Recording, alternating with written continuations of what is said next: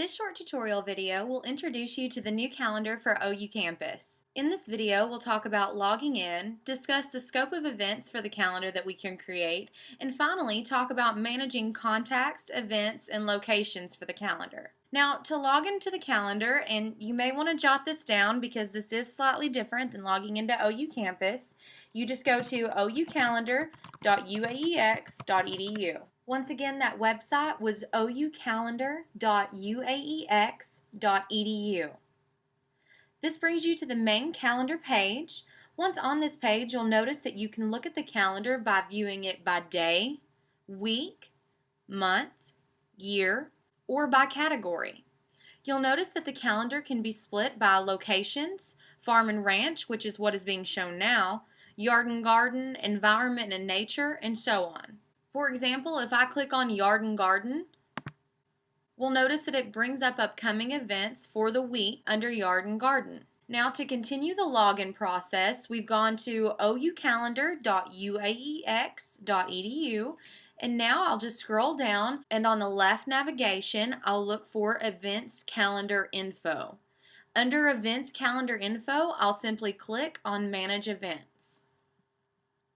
This brings up the login page for Beadwork, which hosts the OU calendar on our website, and I'll just log in using my Active Directory credentials. This brings me to the main menu for managing the calendar, and I'll notice that I have options for adding an event, managing events, adding a contact or managing contacts, adding a location or managing locations. In this video, we'll focus on the bottom three options for managing events, contacts, and locations. Before we get started, I would like to mention two important things that we should consider. The two important things to consider are the scope of events and checking the location and contact list. For the scope of events, just remember that any events created for the calendar should be public, not private events. For example, office Christmas parties or meetings would not be appropriate for the calendar. However, weekly or monthly 4-H meetings that are for the public would be appropriate for the calendar. Also, note that if you are attending an extension event, the party responsible for hosting the event will put it into the calendar. So, if you're just an attendee, you don't need to be the one to put it on the calendar and create duplicate events.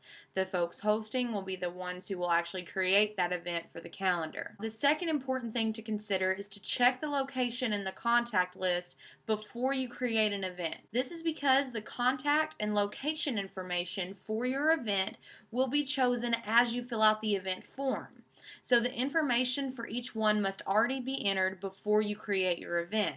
You can check that the contact and location information has already been entered by looking at Manage Contacts or Manage Locations as we are about to view now. Now that we've discussed the scope of events and checking for our locations and contacts, let's take a look at managing events. So if I click on Manage Events, it will open up the Manage Events page.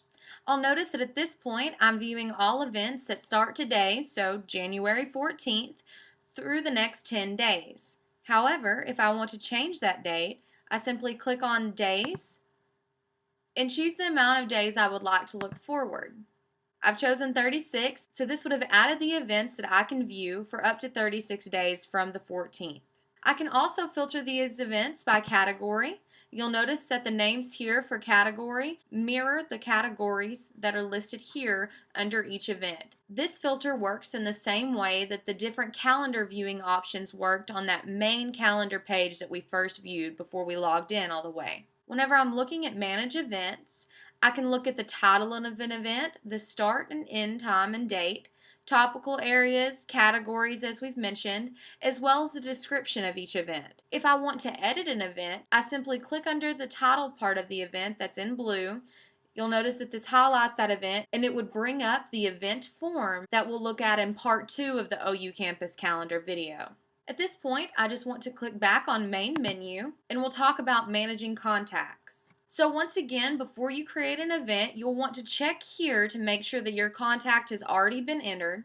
So I'll click on Manage Contacts. These are the contacts that have been added so far. We'll see that there's a name, a phone number, an email address, as well as a URL if more information is needed. If you hover over a name, it highlights that name, much as it did under Managing Events, and I could click on that name if I wanted to edit it on the contact form, which we'll look at in part 2 of our video. I could also click Add New Contact here to add a new contact, but we'll discuss that more in part 2 of this video as well. At this point, I just want to click back on Main Menu, and now I want to click on Manage Locations, which is the second thing I should check before creating my event. Under Manage Locations, all county offices have already been added, as well as state and administrative offices and even research centers. If you would like to check for your location, you can scroll down the alphabetically organized list and look for the location that you would like to add for your event. Each location has an address, which is actually the name of the location, a subaddress, which is that physical address for the location, as well as a URL. Now this URL is actually a link to Google Maps where you can find directions to the location itself. At this point, I just want to click back on Main Menu, which brings me back to the main calendar page. This concludes the tutorial video for OU Campus Calendar Part 1. I strongly encourage you to visit ruwebready.wordpress.com and click on Tutorial Videos under How-Tos and Resources to view Part 2 of this tutorial or to view additional tutorial videos.